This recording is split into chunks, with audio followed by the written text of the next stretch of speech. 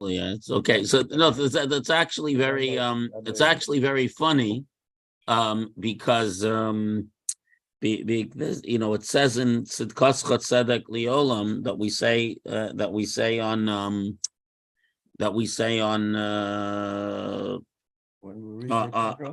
in Mincha. No, Tzidkas Tzedek. So it ends with the pasuk Adam uvehema Teshia Hashem, man and beast, God saves.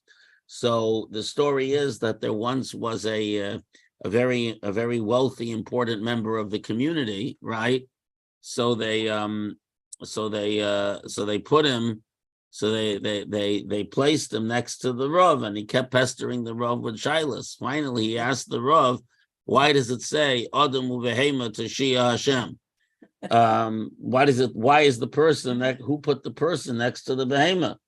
So the Rav looks at him and says, "The Gabbai put him there." Okay. So, Oma Rabbi Ovin Halevi.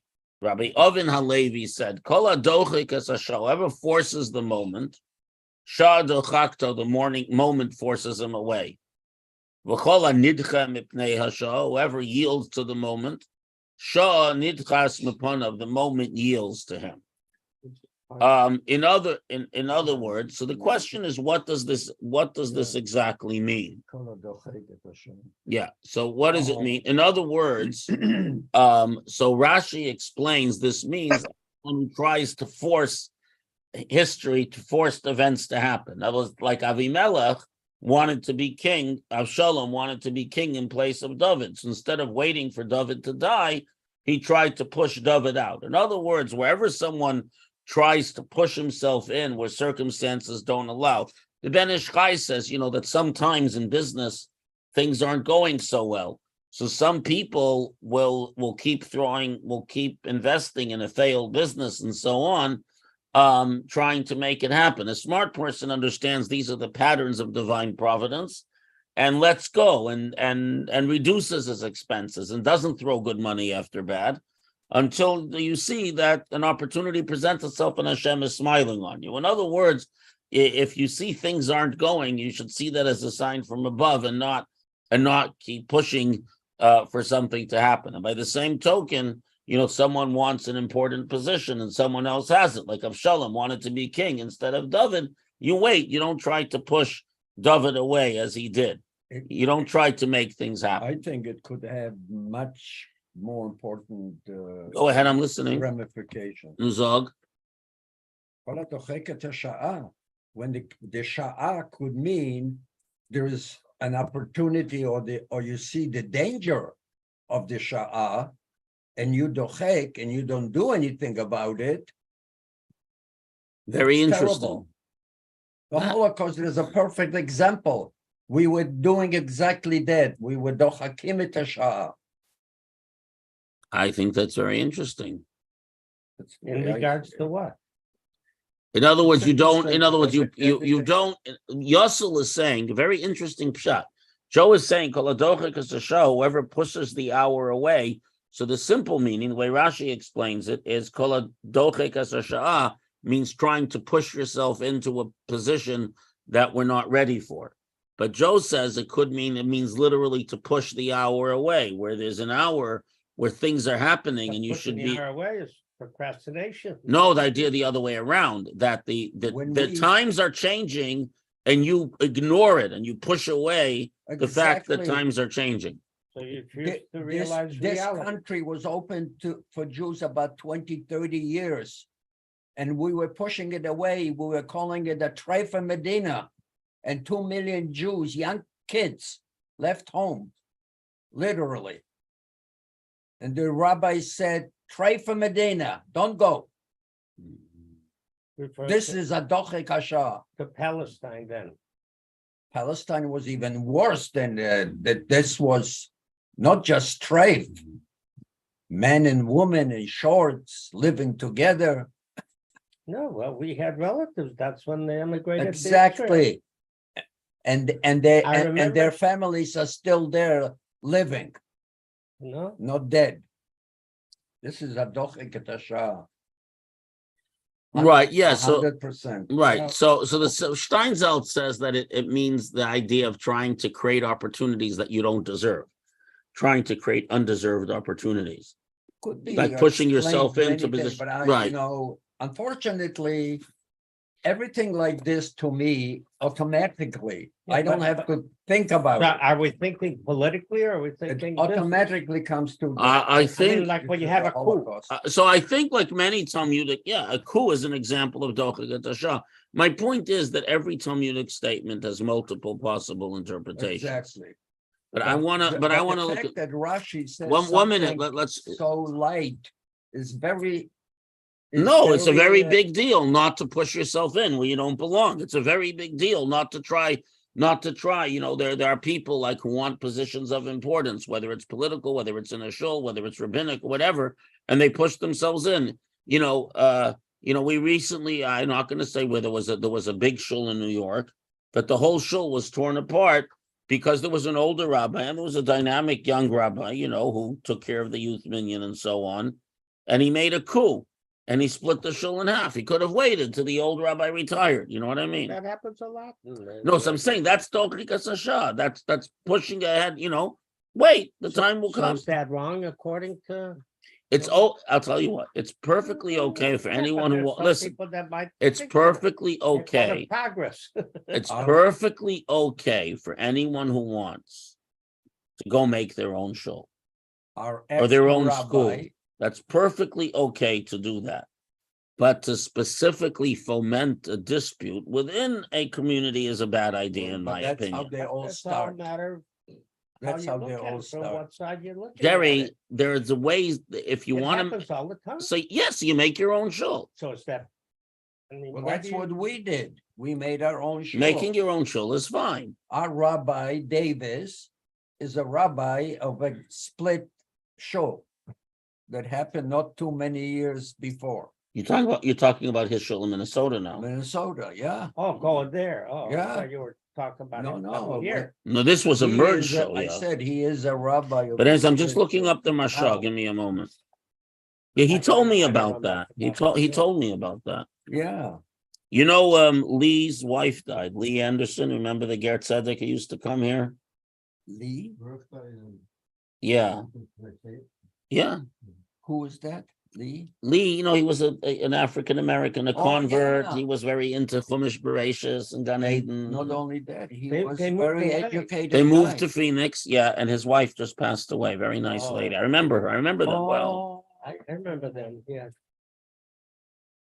Oh, yeah. Kol Adochek Esasha. They were Texans, Yeah, originally, yeah, originally from Texas. They came here. yeah. I I'm just remember she looking up was the a- Marshall people. She so- was a nice lady. I believe his name was Fitzgerald. Yes, and yes, that's correct.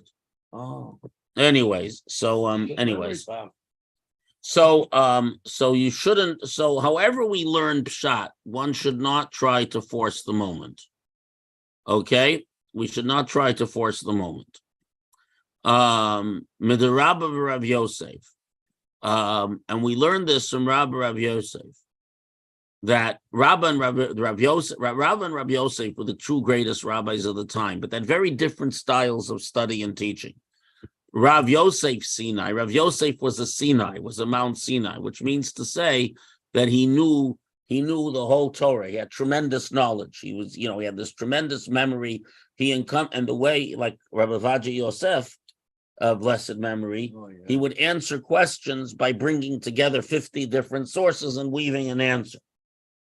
The Rabba, his colleague Oke Harim, was someone who was able to uproot mountains with logic, which meant that he would answer questions by going deeply into one idea, into one statement, and uncovering the underlying logic. So one was extremely sharp and conceptual. The other was able to see the pattern of the Torah through a knowledge of having the whole Torah at his fingertips.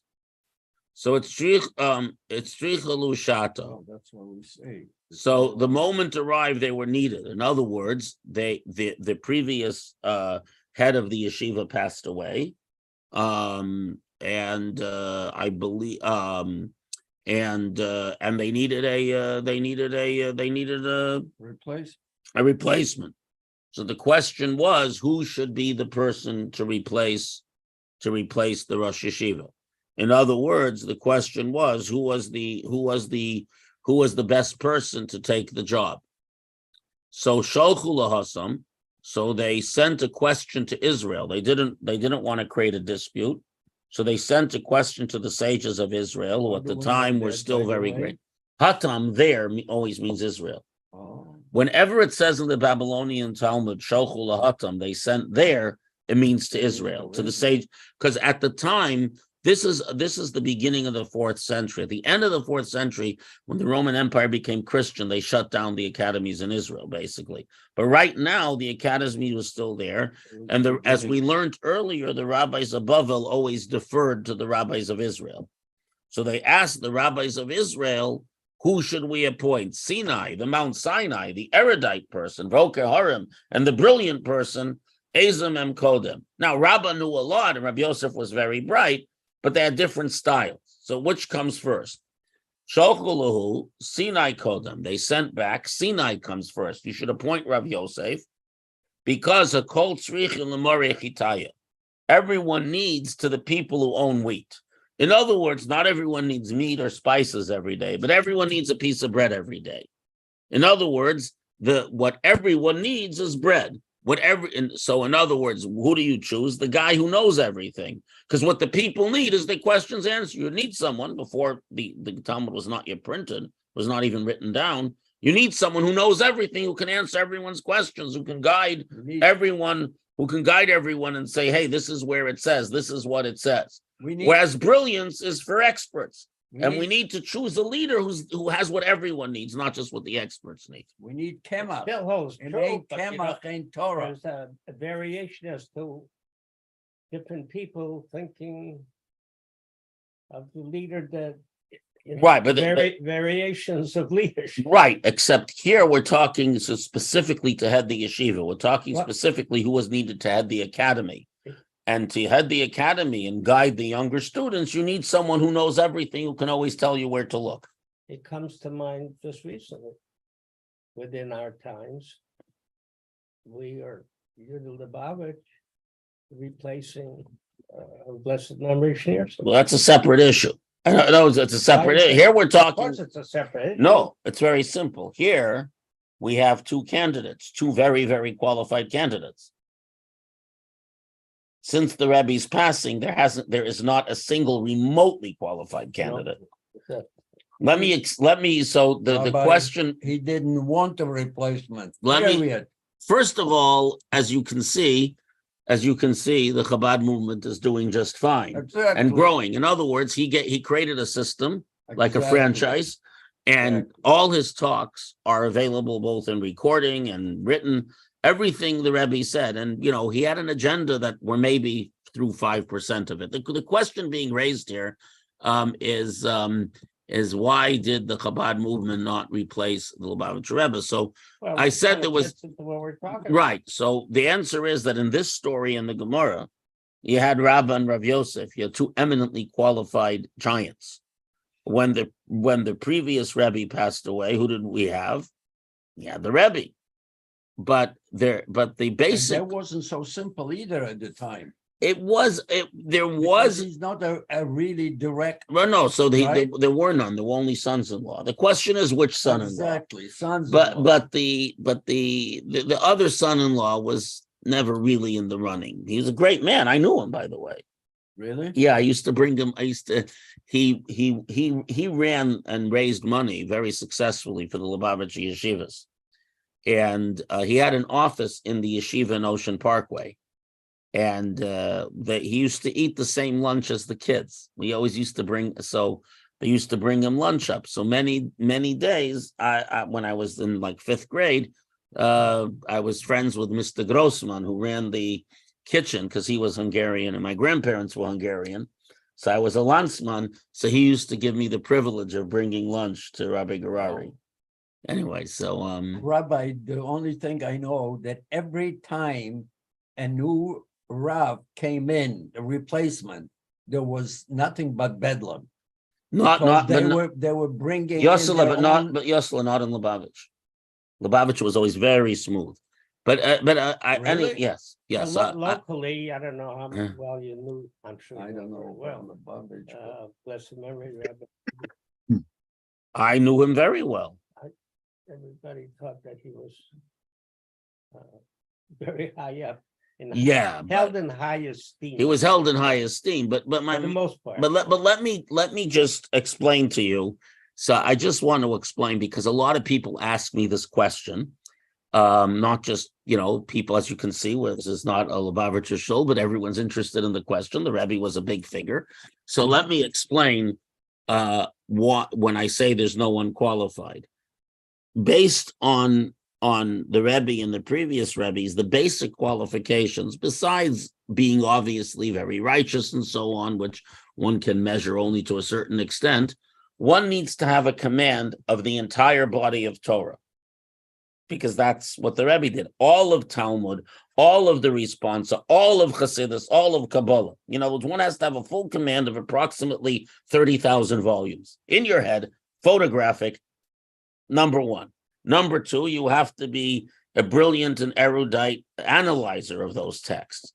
Then you also have to speak at least 7 languages. You also have to be well-versed in all the sciences, mathematics, and literature, and then we can talk. I haven't met anyone like that yet. and are you saying that the Rebbe was one of those? Oh, for sure. That's what I'm just talking about. The things. There are many things about the Rebbe we don't know. He obviously was a brilliant leader and so on, and gave beautiful advice and was a great tzaddik, a very holy person. But just the basic intellectual qualifications, this is a written down story. This is firsthand. The person who experienced. There was a very distinguished mathematician. He lives in Israel now, and it's written. The story is in one, and he wrote at the time he was young, and he had written his dissertation, a mathematical paper, whether it was a dissertation or a postdoc, I don't know. So he gave it to the Rebbe, and the Rebbe spent 5 minutes flipping through it, and he showed him several mistakes that needed correcting. This is not a joke. There have been many, many great scientists who've been awed by the Rebbe's knowledge of their field. So what I'm saying is, even on the level of knowledge, holiness, who can measure? But just on the level of knowledge, you don't have anyone like that today.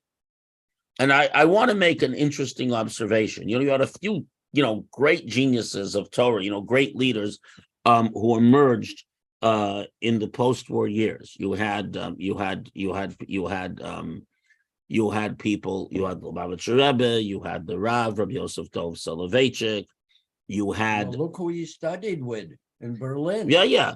You had Soloveitchik, 1 second. Yeshayahu Leibovitch, and Right, his right. sister. 1 second, but I'm saying in terms of people who were enormous Jewish leaders, you had Rav Yosef, you had we're trying to scholar, but then you also had like Baba Sali, the Abu Chatzira, who was the unquestioned leader of many of the Sephardim. No, he's a very holy and great person and a tremendous scholar. He was a very special person. But my point is, yes, all these giants, yes, it's very interesting. They were all born before the Holocaust. We have many great rabbis today, many great teachers.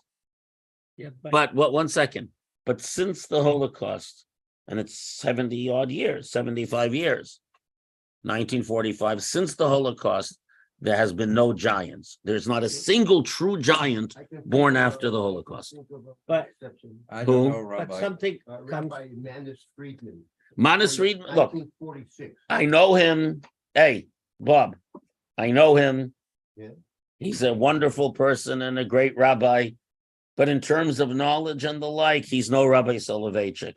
He's no Avaji Yosef. Okay, so you're defining knowledge a little Not- differently. I'm talking about someone who combines encyclopedic knowledge with a brilliant ability to create novel ideas. What about, I think one of the things, 1 minute, I think one of the things that we lost, and even though there's more people studying Torah than ever before, more yeshivot, many great rabbis, wonderful books, I feel very strongly that one of the things that we lost in the Holocaust was the ability to create true giants, people who stand so far above, like the Rebbe, like the Rav. There are no such people today. I'll give you an Rabbi, answer what for about that. somebody that studied, received, and saved hundreds of millions of people? That's Literally. Yossel, that's a separate kind of greatness. But I'm talking specifically in Torah. I'm talking specifically in Jewish leadership. I'm talking specifically in Torah, in leadership of Torah leadership. And incidentally, and if you're going to tell me anyone like Salk, who made the polio vaccine, but be aware that each one of these people, however brilliant they were, was building on the work of many others and working together with many So others. did Einstein. I'll give you I agree. I'll give you an opinion or an answer for that. No. Okay, go ahead, Jerry. Speak. We're living in a different times, and they existed during different times, and the world was much smaller. at But you that don't time. understand. But you have to understand that 1 minute, that these people exerted very novel and forward-thinking leadership into the 1980s and 1990s. Yeah, that's true. But by the same token, the But Jerry, people nothing is. that This were- doesn't have to do with intellectual ability. This doesn't have to do with the ability to lead and create communities. I'm trying to say that in terms of pure ability and pure influence and the ability to create, new paradigms within Orthodoxy and so on, there isn't anyone like that today. Period. because it's very difficult because of what we have. Things like Those Jerry, none of those changes. they didn't have to deal with the telephone. Sure they did. Instant information. Sure, they did. The Rebbe was the one who insisted that Chabad put itself on the internet the moment the internet was invented. With They the, also utilized television and had they have all those things. These are people who led into the 90s, and in the 90s, Jerry, that's irrelevant. We're talking about greatness and knowledge and leadership. It's utterly irrelevant the minor technological changes that have taken place between 1985 and now. That doesn't. I wouldn't call them minor. Well, Jerry, in the grand scheme of things, they have no bearing on the question of being a giant. Okay, everyone, and I should include Rav Kook also, except he died relatively early. My point is there are no giants born after the Holocaust. Simple as that. Shaila? Show me one, but there We isn't. have a Shaila here. What about the leaders in Israel? Like what's her name? The woman prime minister. Well, I'm talking about Torah leadership. I'm talking about leadership of a religious nature. Well, but this is still Jewish leadership. Yeah, but we're not talking about that. We're talking about being a giant in Torah, being someone who is a leader and a creator of communities and paradigms within Torah Judaism. We're talking about Torah leadership. So at any rate, we're going to conclude here with a cliffhanger. Golda Meir, Yes, what? I think because Herb Weissman wanted to remember the name of a woman leader in Israel. Was it Golda Meir? Yeah, that's who I was thinking of, right? Okay, so Golda Meir was a very good big Zionist leader. She was an effective parliamentarian. She gave us the disaster of the Yom Kippur War. She did it. She was as bad a leader as she was as good of a leader. I'm not so impressed. Look, nobody's perfect, I'm sure. Yeah, but the Yom Kippur War almost put Israel to bed and almost caused the loss of 3 million Jews. Yeah, but it's also hindsight. Well, No, it's not hindsight. She was warned at the time and she didn't listen. Anyways, we'll talk more about it, Mitzvah Shem, later. Have a wonderful Shabbat, everyone. And we're ready for the big bar mitzvah this Shabbos. Okay. Shabbat Shalom, everyone. If you're in Springfield, come join us for the mother of all kiddushes, as Saddam Hussein of not so blessed memory would have said. Okay, everyone, take care. The mother of all. Shabbos. I'm going to come help you. 1 second.